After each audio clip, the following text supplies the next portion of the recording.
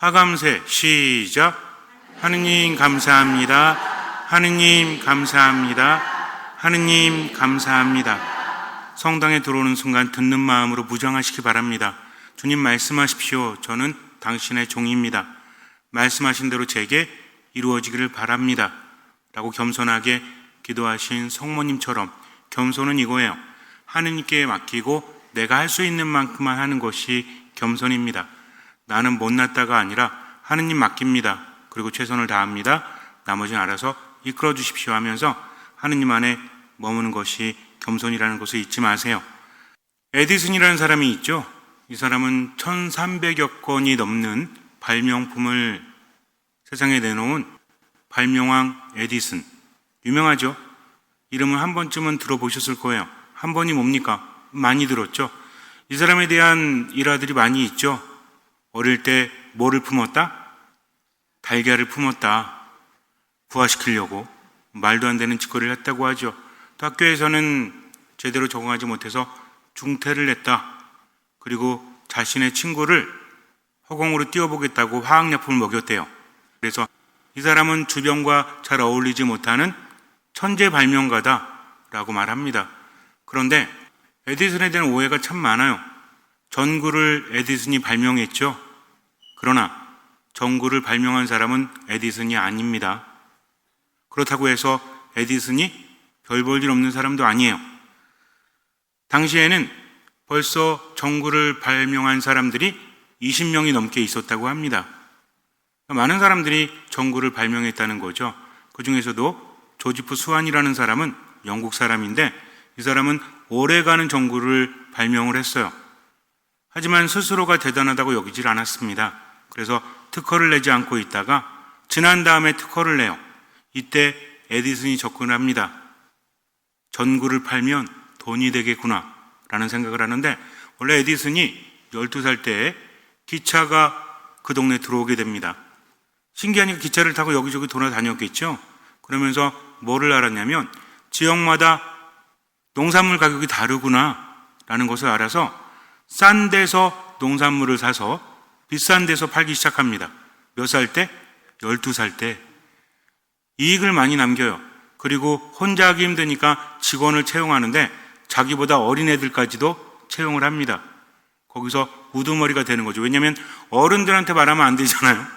애들은 어떻습니까? 조금만 줘도 일 열심히 하죠. 그러니까 아이들을 고용해서 일을 시켰대요. 기차가 멈추면 그 시간에 달려가가지고 채소도 사고 농산물도 사고 막 사는 거예요. 그리고 그 다음 역에 가면은 팔고 또 거기서 싼 거 사가지고 그 다음 역 가면 또 거기서 좋은 거 팔고 싼 거 사고 이런 식으로 그렇게 돈을 많이 벌었대요. 그래서 기차 안에다가 화학 실험실까지 차릴 정도로 많은 돈을 벌었다고 합니다. 그러던 어느 날 2년 정도 돈을 벌었을 때 불이 나는 사고가 발생합니다. 화학약품이 위험하잖아요. 이런저런 실험을 하다가 불이 난 거야. 그래가지고 열차 차장에게 싸대기 맞고 쫓겨났대요. 그래서 그 일을 하지 못했다고 합니다. 어쨌든 에디슨은 발명만 잘한 것이 아니라 경제적인 수완이 뛰어난 사람이었고 안목이 뛰어난 사람이었다는 거죠. 뭐를 벌 줄 아는 사람? 돈을 벌 줄 아는 사람이었다고 합니다. 이 사람이 보니까 수완이 만든 전구가 돈이 될 것 같아요. 접근합니다. 왜냐하면 특허 때문에 뭐라고 하냐면 나하고 함께 합작회사를 차립시다. 그래서 에디스완이라는 회사를 차려요. 누구 이름을 앞에 붙인 거야? 지 이름을. 그리고 수완의 이름은 뒤에다 붙입니다. 그리고 전구를 팔아요. 어떤 사람 같아요? 약삭 빠른 사람? 전구를 발명한 것도 아닌데 왜 그럴까? 하지만 그렇지 않습니다. 왜냐하면 전구를 사용하기 위해서는 뭐가 필요하죠? 많은 게 필요합니다. 당시에는 집집마다 가스관이 들어가 있었어요. 가스등을 사용을 했다고 합니다. 사람들은 싼 가격에 가스로 된 등을 사용을 했다는 거죠. 근데 전구는 가스에 비해서 안전하죠? 가스등에 비해서. 그리고 좀 편리하고 효율도 좋지만 그건 지금 얘기입니다. 그때 당시엔 뭐가 없어요? 콘센트도 없고 송전선, 발전소 이런 게 없어요.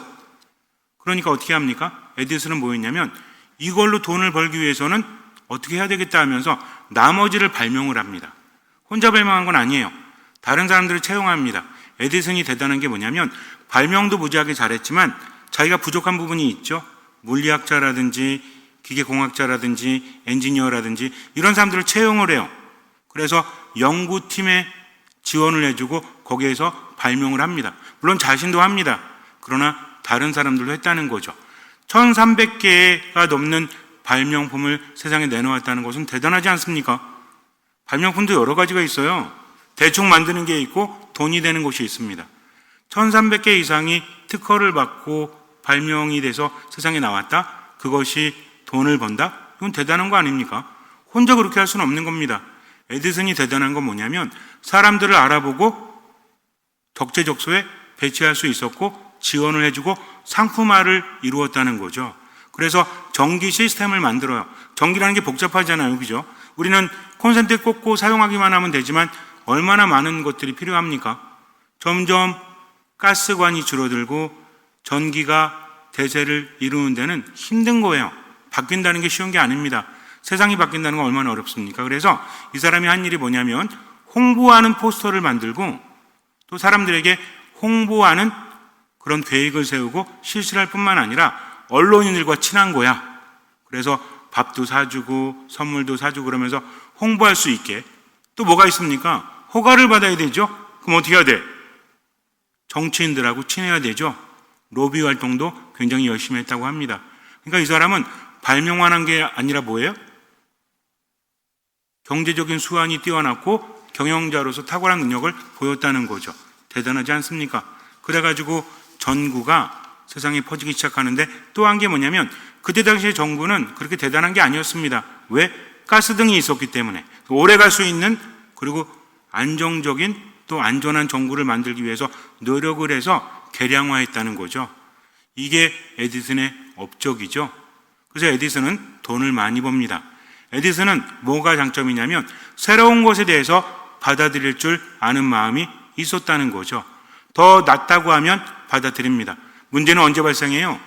나이가 들고 돈이 생기면서 점점 자신의 발명품에 집착을 하게 돼요. 자신의 업적에 대해서. 어린아이들은 그런 마음이 없죠. 왜 그렇습니까? 나는 대단하다고 여기지 않기 때문입니다. 예수님 말씀하시죠. 어린아이처럼 되지 않으면 하나님 나라에 들어갈 수 없다. 잘 묵상하셔야 돼요. 어린이와 어른의 차이가 뭘까요? 자아가 확립되는 거죠. 아이들은 어떻습니까? 내려놓는 것도 쉬워요. 고집을 부려요, 안 부려요? 부리죠, 아이들도. 사달라고 고집 부리고 안 한다고 고집 부리고 그러죠. 그러나 끝내는 말을 듣지 않습니까? 근데 어른은 뭐예요? 알았다고 하고 안 해. 지 고집대로 하는 거죠. 자아가 커진다는 겁니다. 이건 나쁜 게 아니에요. 잘 생각을 해봐야 한다는 거죠. 어느 순간부터 에디슨은 자신의 업적과 자신의 돈과 자신의 명예에 집착을 합니다. 예전에는 사람들이 이게 좋지 않겠습니까 하면 귀담아 들었는데 이제는 무시합니다. 네가 뭘 알아? 내가 이 정도 능력이 있는데 하면서 무시하기 시작을 해요. 그래서 어떤 문제가 발생했냐면 축음기라는 곳이 있죠. 아마 보셨을 거예요. 나팔처럼 이렇게 돼가지고 녹음하고 재생할 수 있는 것. 에디슨이 이것을 세상에 내놓았을 때 세상은 깜짝 놀랍니다. 왜 놀랐을까요? 예전에는 공연장에 가야만 노래를 들을 수 있고 연주를 들을 수 있었죠. 그런데 물리적으로 녹음을 합니다. 재생을 합니다. 얼마나 대단했을까요? 이제는 공연장 가지 않고 이제는 노래하는 데 가지 않아도 들을 수 있다는 것은 엄청난 충격이었습니다. 사람들은 열광을 했죠. 추운기를 사기 위해서 돈을 모읍니다. 그런데 발명이라는 게 그렇잖아요. 세상에 뭐가 한번 나오면 그 다음부터 발전이 있어요, 없어요? 발전이 있죠. 필름 카메라가 세상에 나오고 나서 그 다음에 뭐가 나왔죠? 디지털 카메라가 나오게 됩니다. 필름 카메라로 돈 번 사람들은 디지털로 전환하지 못해서 망하기도 하죠. 또 피처폰에서 뭐가 나왔죠? 스마트폰이 나왔잖아요. 스마트폰 처음에 나왔을 때 뭐라고 그랬어요? 나 이건 평생 안 써 라고 했을지 몰라요. 근데 지금 거의 다 쓰시죠? 왜? 기지국이 없어. 어쨌든 이렇게 변한다는 겁니다. 세상이라는 건 그래요. 내가 뭔가를 이룬 것 같아도 또 다른 것들이 나온다는 거죠. 그래서 새로운 눈으로 세상을 바라봐야 합니다. 겸손이라는 덕목은 신앙 안에서뿐만 아니라 세상을 살아가는 데도 도움을 주기 때문이죠. 전기식 레코드가 나오고 그리고 라디오가 나오게 됩니다. 사람들은 라디오를 듣는 거예요. 이제는 라디오에서 음악도 틀어주고 막 이렇게 하는 거잖아요. 그래서 에디슨의 세 아들과 직원들은 에디슨에게 말합니다. 우리도 라디오를 만드는 게 어떻습니까? 전기식 레코드를 만드는 게 어떻습니까? 에디슨이 말해요. 야, 라디오 망할 거야. 왜냐하면 일방적으로 틀어주잖아. 사람들은 자기가 원하는 음악을 듣게 돼. 그러니까 이제는 라디오의 실증을 느끼고 초공기로 돌아올 거야 라고 말합니다. 돌아왔을까요? 안 돌아오죠. 이것을 간과했다는 거죠. 그래서 세 아들이 아버지를 설득하다 안 되니까 몰래 전기식 레코더를 만들다 걸려가지고 아주 승질을 냅니다. 그래서 제대로 사업을 하지 못하다가 70이 넘은 나이에 그때서야 주변의 말을 듣고 전기식 레코더 사업을 하다가 2년 만에 폭삭망해가지고 돈 죄 날리고 공장 문을 닫게 됩니다. 그리고 나서 말년에는 고무에 집착을 했대요. 고무를 만들어야 되겠다. 천연 고무보다 더 좋은 합성 고무를 만들어야 되겠다라고 집착하다가 또 돈 날리고 80 넘어서 마지막 눈을 감게 되죠. 그때 아쉬워했대요. 더 좋은 고무를 만들 수 있었을 텐데. 그런데 합성 고무는 천연 고무를 따라가지 못한다라고 하죠. 에디슨은 이렇게 말년에 말도 안 되는 짓거리를 합니다. 이유가 뭘까요? 에디슨이 성공한 이유가 뭐라고 그랬죠? 새로운 것을 받아들이려는 마음. 그런데 그것을 잃어버리지 않습니까? 그때부터 오히려 반대로 행동하게 되었다는 거죠.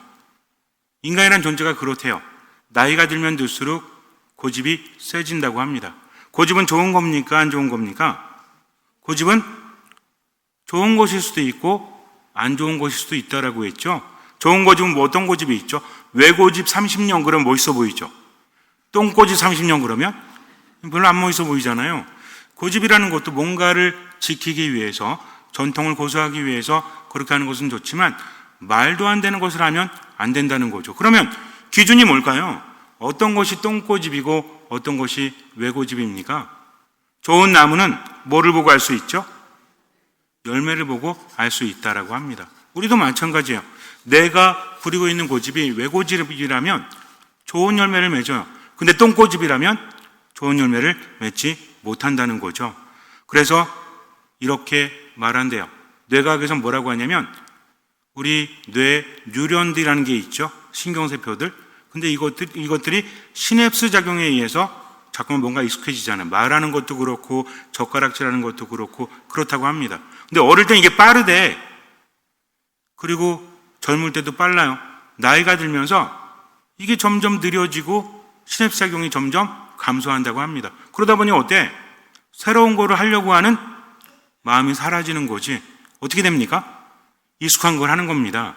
그러면서 새로운 것들을 받아들이려고 하지 않는다는 거죠. 좋은 겁니까? 안 좋은 겁니까? 이거 안 좋은 거죠. 왜? 그로 인해서 많은 문제가 발생하기 때문이죠. 어떤 문제가 있습니까?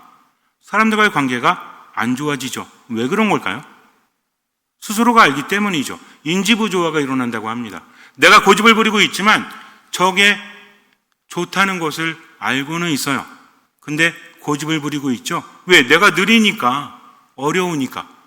꿩이 도망가다가, 겨울에 도망가다가 자꾸만 쫓아오고 거리가 좁혀지니까 대가리를 눈 속에 박는다고 하죠. 왜? 자기한테는 안 보이잖아. 근데 그렇다고 해서 거리가 벌려지는 건 아니지 않습니까? 이와 같아요. 내가 고집을 부리면서도 알고 있는 거야. 내가 못 따라가면 어떡하지? 근데 여기서 고민이 생깁니다. 왜 이렇게 나를 힘들게 하지? 짜증나는데? 화가 나는데 하면서 마음속에 바람이 불기 시작합니다. 이게 문제죠. 그때 사람들은 누구 탓을 하죠? 다른 사람 탓을 해요. 환경 탓을 해요. 그러면서 받아들이려고 하지 않다가 결국에는 어떻습니까? 나중에는 받아들이지만 너무 늦어버릴 수도 있다는 것을 분명히 알아야 합니다. 그리고 심리학에서는 이렇게 말한대요. 나이가 들면서 자기 방어 심리가 굉장히 강해진다고 합니다. 내가 뭔가를 모르고 내가 뒤처지면 어때요? 자존감이 떨어지죠? 그리고 내 가치가 떨어지는 것 같죠? 왜? 내가 모르니까. 그렇지 않습니까? 저도 그래요. 저도 이제 나이 들었나 봐. 이전에 있던 광명성당에 있을 때 햄버거 집에 갔는데 주문하려고 딱 갔더니 저기 가서 하래요. 어디요? 그러고 봤더니 뭐가 이렇게 있어? 키오스크라고 하죠? 뭐야 이게? 그래갖고 이렇게 눌렀는데 어쨌든 이렇게 눌렀어요. 장바구니에 담았는데 뒤로 가기 그랬더니 취소됐어. 뭐지? 뒤에 어떤 사람 서 있더라고요. 그래서 계속 갈 수는 없어서 이렇게 옆에 가서 봤죠. 이렇게 어떻게 가는 거지? 어떻게 가는 거지? 근데 어르신이 와서 막 하시더라고요. 그래서 알았어 하고 했는데 갑자기 막 짜증이 납니다. 내가 내 돈 내고 먹겠다는데 이거 못하면 못 먹는 거야? 짜증이 나는 거죠. 왜 그랬을까요? 근데 지금은 어때? 가서 그냥 해. 편안하게. 왜? 그럴 수밖에 없기 때문입니다. 우리가 알아야 될 게 이거예요. 내가 변하지 않아도 세상은 변합니다. 적응하지 못하면 누구만 손해야? 나만 손해라는 거죠. 근데 그 순간에 어때요? 화가 나고 짜증나고 힘들어진다는 거죠. 마치 내가 가치가 없는 것처럼. 옛날에 그랬거든요.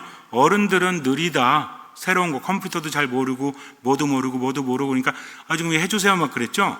근데 젊은 사람들은 어때? 새로운 것에 아주 익숙하지 않습니까? 근데 어느 순간에 저도 누가 된 거야? 나이 든 사람이 돼가고 있다는 것을 아는 순간 너무나 슬펐어요. 요즘에는 그래서 안 되겠다. 결국 세상을 살아가면서 고집을 부려봤자 나아질 수 있는 것은 없지 않은가. 물론 키오스크 사용 못한다고 해서 살아가는 게 힘든 게 아닙니다. 근데 내가 변화되지 않고 고집을 부리잖아요. 모든 게 흐름이 있다라고 그랬죠. 멈춰있지 않습니다. 고집은 계속 세져요. 그러면서 문제는 계속 생깁니다. 빨리 내려놓지 않으면 안 된다는 거죠. 익숙한 것을 선택하는 것은 좋을 수도 있지만 새로운 것을 받아들이지 않으면 누가 불편하다? 내가 불편합니다. 그런 거 느끼시죠? 고집은 부렸는데 나중에 생각해보니 어때? 저 사람 말이 맞아. 그러니까 어때요? 이러지도 못하고 저러지도 못하고 또 승질나고 이제부터는 말 들어야지. 근데 가서 보니까 어때? 또 고집 부리고 있네. 집에 오니까 또 어때? 내가 왜 이럴까? 그래 그 사람이 잘못된 거야. 맞아. 옆 사람 불러가지고 막 욕하죠? 그 인간 있지? 막 이러고 막 욕하죠? 그럼 속이 시원해야 되는데 집에 오면 어때? 또 아니야. 결국은 어때요? 누가 바뀌어야 돼? 내가 바뀌어야 되죠. 이걸 느낄 때 얼마나 힘듭니까? 그래서 매도 빨리 맞는 매가 낫다라고 하죠. 내가 변화되어야 합니다. 성경의 말씀은, 하느님의 말씀은 신앙뿐만 아니라 살아가는데 많은 도움이 돼요. 그 말씀을 듣고 잘 묵상하고 실천한다면 우리는 많은 것을 얻게 된다라는 거죠. 잊지 마세요. 예수님 시대에 어땠습니까? 예수님과의 만남 안에서 하느님을 만난 사람이 있는가 하면 하느님을 알아보지 못한 사람이 있죠. 하느님을 만난 사람은 뭘 가지고 있었다라고 했죠? 뭘 가졌기 때문에 예수님을 통해서 하느님을 만납니까? 예수님을 보고 뭘 가진 사람들은? 믿음을 가진 사람들은 예수님을 하느님으로 고백합니다. 아픈 몸을 이끌고 예수님께 나왔다는 것. 저분은 고쳐질 수 있으신 거야 하면서 최선을 다합니다. 저분 앞에 나가는 게 최선이었다는 거죠. 하여라는 여인은 예수님의 옷자락에 손을 대도 구원을 받겠지라고 하는 겁니다. 개별적으로 다 다른 거예요. 예수님은 마음을 보십니다. 이 사람이 예수님을 믿고 최선을 다했다면 그의 믿음을 보시고 치유해 주시는 거죠. 그래서 예수님께로부터 기적의 힘이 나온다. 그분을 하느님으로 받아들이는 거죠. 그래서 누구 만나러 가는 건가요? 누구 만나러 가는 거예요? 예수님 만나러 가는 거죠. 하느님 만나러 가는 겁니다. 그냥 맡기는 겁니다. 나머지가 최선인 거예요. 근데 어떤 사람들은 예수님을 알아보지 못하죠. 마음에 들지 않습니다. 예수님을 배척하고 그분의 출신이 미천하다 해서 그분이 대단하지 않다고 해가지고 자꾸만 예수님에 대해서 중상모략하지만 마음이 불편한 거죠. 그렇지 않습니까? 이게 아닌 것 같은데 왜? 그들은 성경을 연구한 사람들이었어요. 그들은 율법대로 살아가는 사람들이었습니다. 누구죠? 바리사이들, 율법학자들. 물론 율법학자가 바리사이들입니다.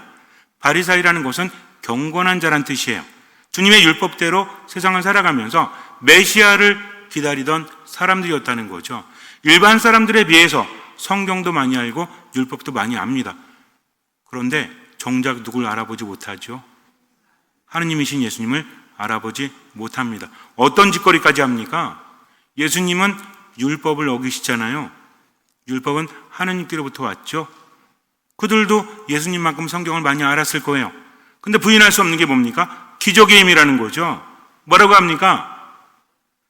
예수님께서 일으키신 기적을 보고 사람들은 놀라워하죠. 하느님의 힘이 있구나, 하느님 믿어야 되겠다 하면서 예수님 말씀을 듣고 행복해하지 않습니까? 근데 바리새인들은 못마땅한 거야. 왜? 그분이 마음에 들지 않기 때문이죠. 적대감이 생깁니다. 마음에 적대감이 생기는 순간부터 마음은 힘들어질 수밖에 없어요. 그래서 예수님을 알아보지 못할 뿐만 아니라 예수님의 기적이 어디로부터? 하느님께로부터가 아니라 사탄의 힘을 빌려서, 베엘제불의 힘을 빌려서 저런 기적들을, 마귀들을 쫓아낸다라고 합니다. 얼마나 슬퍼요. 보아도 보지 못하고 들어도 듣지 못하는 사람들, 안타깝지 않습니까? 그들이 어떻게 변합니까? 폭력적으로 변하죠. 하느님을 만나지 못했을 때, 하느님을 받아들이지 못했을 때, 고집을 부릴 때 어떤 문제가 생기는지 아세요? 외고집이 아닌 똥고집을 부리면 겸손을 잃어버립니다. 마음속에 분노가 일어요. 우울이 일어요. 적대감이 일어요. 편안하겠습니까? 그냥 누가 건드리기만 하면 어때? 왜? 짜증이 가득 찬 거지. 못마땅, 견딜 수 없는 겁니다. 근데 여러분들, 짜증이요, 마음에만 있는 게 아니에요. 짜증이 어디도 있어? 몸에 있다니까? 그러니까 말투도 짜증스럽고 표정은 어때? 죽 쓰는 거죠. 어떤 죽? 개죽 쓰는 거지. 계속 힘드니까, 괴로우니까, 짜증나니까, 힘드니까. 이게 문제라는 겁니다. 그러면서 딴 사람도 죽이는 거죠. 그렇지 않아요? 내가 행복하지 않은데 어떻게 다른 사람 행복하게 할 수 있겠습니까? 그럼 점점 어떻게 되는 거예요? 점점 망가지는 거야. 기쁘지 않죠. 하느님께서 우리에게 바라시는 게 뭐라고 했죠? 기쁘게 살라고 했습니다. 기도하며 살라고 했습니다. 감사하며 살라고 하는데 입에서 나오는 건 뭐야? 감사는 개뿔, 힘들어 죽겠는데 그냥 신세 타령이나 하고 맨날 죽겠다 하죠. 누가 옆에만 와도 어때? 표정으로 죽이지. 이제 아주 고단수야. 행동으로 죽일 힘이 없어. 말로 죽일 힘이 없으니까 뭐로 죽여? 표정으로 죽이고 앉아있지. 그러면 됩니까? 안 됩니까? 안 된다는 거죠. 점점 더 힘들어집니다. 예수님 말씀하세요. 무거운 짐을 지고 수고하는 이들은 모두 내게로 오너라. 짐이 점점 커지는 거예요. 자기라는 짐이. 그래서 내려놔야 되는데 점점 더 쌓여가지 않습니까? 본인만 망가지는 게 아니라 그 사람이 속한 공동체 자체가 힘들어집니다. 이게 문제라는 거예요. 그럼 사람들이 어때? 저 사람이 안 나왔으면 좋겠어 라고 여기는 지경까지 가면 돼요, 안 돼요? 안 된다는 겁니다. 가장 중요한 건 본인이 행복하지 않은 거예요. 여러분들, 하느님 앞에서는 행복하셔야 됩니다. 하느님 앞에서는 기쁘셔야 돼요. 왜? 가진 사람은 더 갖고 가진 것이 없는 사람은 가진 것마저 빼앗길 것이기 때문입니다. 그래서 하느님 감사합니다 하면서 자꾸 머물다 보면 그 사람은 착한 일을 한다니까. 제가 그랬죠, 여러분들. 표정과 마을이 같이 간다 아니면 따로 간다? 같이 간다니까. 찡그리면서 행복하다라고 말할 수 없습니다. 집에 가서 해보세요. 우리 이미 해봤잖아. 웃으면서 하느님 감사합니다 그러면 몸도 마음도 행복해진다니까. 그러면서 세상을 살아가는 거죠. 스스로에게 매입니까? 매이지 않습니까? 매이지 않는 거죠. 근데 문제는 뭐야? 나이가 들면 들수록 고집이 세질 수밖에 없다. 내 세포의 시냅스도 점점 감소하고 몸이 점점 느려지잖아요. 그렇지 않습니까? 세상의 변화가 어때? 날 불안하게 만들죠? 그러니까 자꾸만 어디로 가는 거야? 옛 곳으로 돌아가는 거죠. 새로운 곳으로 가지 못하고. 왜 그렇습니까? 불안 때문에 그래요. 하지만 걱정할 필요 있다고 그랬어요? 없다고 그랬어요? 없다고 했죠. 왜? 심리학에서는 답을 못 줍니다. 스스로 알아서 하라고 그래요. 철학에서도 답을 못 줍니다. 근데 누군 답을 주십니까? 나다. 안심하여라. 두려워하지 마라. 예수님 말씀하십니다. 내 안에 머물러라. 나를 따라오너라. 가장 중요한 것은 나다란 말이죠. 네가 힘이 없고 네가 부족하고 네가 지금 이리저리 흔들린다고 할지라도 누구만 바라봐라? 나만 바라보고 내 안에 머물러라 하십니다. 예수님 뭐라고 하세요? 무거운 짐을 지고 수고하는 이들은 모두 내게로 오너라. 내가 너희를 편히 쉬게 하리라. 나는 마음이 온유하고 겸손하니 내 멍에를 메고 나에게 배워라 라고 말씀하십니다. 뭐만 메면 되는 거예요? 그분의 멍에. 나 혼자 지는 멍에가 아니라고 했죠. 예수님과 함께 지는 멍에입니다. 이 멍에를 지지 않으니까 십자가가 힘든 겁니다. 근데 예수님과 함께 멍에를 지잖아요? 그럼 다르다니까. 이때부터 다릅니다. 자기 십자가를 지는 사람은 자기가 하려고 하죠. 근데 예수님의 멍에를 진 사람은 자기가 하려고 합니까? 뭐가 먼저요? 맡기는 게 먼저야. 나머지는 내가 한다는 거죠. 치유하시는 분은 예수님이십니다. 아픈 사람은 어떻게 하면 돼요? 예수님한테 가기만 하면 돼. 나병 환자는 예수님 앞에만 가기만 하면 돼요. 하혈하는 여인은 예수님의 옷자락에 손을 대기만 하면 돼요. 나머지는 그분께서 해주시기 때문이죠. 나의 우울함을, 나의 분노를, 나의 짜증을, 나의 절망감을 그분은 없애주십니다. 그러니 기쁜 마음으로 그분께 가는 게 무엇이다? 이게 신앙이라는 거죠. 신앙은 이것입니다. 주님을 믿고 내게는 불가능하지만 하느님께는 모든 것이 가능하기 때문에. 성모님이 어떠셨습니까? 이 몸은 물론 저는 남자를 알지 못하는데 어떻게 그런 일이 있을 수 있겠습니까? 말이 안 되는 거잖아요. 그죠? 그렇지 않습니까? 당연한 거죠. 근데 하느님께는 가능하다. 인간에게는 불가능하지만 하느님께는 가능하다. 또 예수님 뭐라고 하셨죠? 어떤 사람에게 가능하다? 막 대충 때려 맞춰보세요. 자, 하느님께 모든 것이 가능하고 어떤 사람에게 가능하다? 그렇죠. 믿는 사람에게는 가능하다. 어렵게 생각하지 마세요. 그냥 말하면 된다니까. 여러분들 계속 말 안 하잖아요. 그러면 앞으로 10년 지나도 말 안 해. 근데 틀리더라도 말하다 보면 맞춰진다니까. 겸손한 사람은 걱정하지 않습니다. 그냥 말하는 거죠. 내 입에서 튀어나옵니다. 자, 하느님께는 모든 것이 가능하고요. 어떤 사람에게? 믿는 사람에게는 모든 것이 가능하다. 믿는 사람은 어떤 사람이라고 했죠? 하느님께 맡기는 사람, 그분의 멍에를 메고 내 십자가를 지고 그분을 따라가는 사람. 얼마나 삶이 복잡하고 힘들어요. 그러나 얼마만큼? 할 수 있는 만큼. 얼마만큼? 보이는 만큼. 벌써 되잖아요. 한 2명 빼고 다 되네 이제. 예전에는 2명만 하고 나머지 안 됐거든. 얼마만큼? 할 수 있는 만큼. 얼마만큼? 보이는 만큼. 중요합니다. 말장난 아니에요. 할 수 있는 만큼은 보이는 만큼이에요. 보이는 만큼은 뭐라고 그랬죠? 어떤 말 하려고 제가 이러는 걸까요? 말씀은 내 발의 등불이다. 등불이 비추는 만큼만 보면 되고 보이는 만큼만 나아가면 되니까 뭐대로? 말씀대로 지금을 살아가는 거죠. 나머지는 맡기는 겁니다. 그러다 보면 어떻게 돼요? 마음의 평화가 찾아오죠. 그분을 믿기 때문에 그래요. 분노가 생긴다고 할지라도 기도할 수 있는 사람이에요. 순간순간 고집을 부리는 게 아니라 예수님 말씀하셨지. 새 술은 새 부대에 담아야 하는구나. 예수님 따르기 위해서는 나 자신을 버려야 되는구나. 고집을 버려야지. 이제는 찡그리지 않고 어떻게 해야지? 제가 그랬죠. 찡그리지 말자. 찡그리지만 백날에도 안 된다니까. 그럼 뭐 한다? 하느님 감사합니다. 하느님 감사합니다. 하면 그냥 웃고 있다니까요. 어렵게 생각하고 스스로 고집 부리니까 안 되는 겁니다. 그래서 앞으로 뭐뭐 하지 말자가 아니라 기도하자. 누구 욕하고 있네 그럼 어떻게 해? 잠깐만 화장실 가가지고 하느님 감사합니다. 하느님 감사합니다. 3번 하는 거죠. 그럼 와서 또 욕할 수 있을까요? 못하죠. 이렇게 지금만 살아가는 겁니다. 그럼 바뀌어요. 에디슨이 이런 말을 했대요. 머리 밑에는 머리를 움직이는 도구에 불과하다. 뭘 안 했다는 거야? 운동을 안 했다는 거죠. 운동을 안 하니까 그런 것 같아요. 운동을 제대로 하는 사람은 어떤지 아세요? 겸손해집니다. 운동하다 보면 나쁜 습관이 생기거든요. 근데 겸손하지 않은 사람들은 지멋대로 해 그냥. 근데 겸손한 사람들은 어떻게 하는지 아세요? 코치 말을 듣습니다. 연구를 합니다. 그리고 해요. 제가 자전거를 지금 거의 30년 탔거든요. 근데 지금도 계속 바꿔요. 안장 포지션도 바꾸고 그다음 페달링도 바꿔서 하고. 근데 안 그런 분들은 어때? 그냥 살랑살랑 타고 있죠? 자전거는 골반으로 타는 거예요. 라고 하면 알아듣는 사람이 있고 못 알아듣는 사람이 있죠. 못 알아들으면 돼요, 안 돼요? 괜찮아. 이거 몰라도 돼. 이런 거는. 근데 갈수록 어려워. 하지만 실력은 갈수록 늘어나죠. 한 번 타면 한 80km, 100km? 그래도 뭐 그닥 엄청 힘들다는 생각은 들지 않아요. 왜? 계속 연구하니까. 근데 그렇지 않잖아요. 어떻게 되는지 알아요? 엉덩이 아프고 어디 아프고 병 생기고 이렇게 됩니다. 즉 겸손하지 않아서 그냥 주구장창 타는 거야. 그러다가 뭐만 얻어요? 병만 얻죠. 근데 새로운 정보를 계속 얻는 거예요.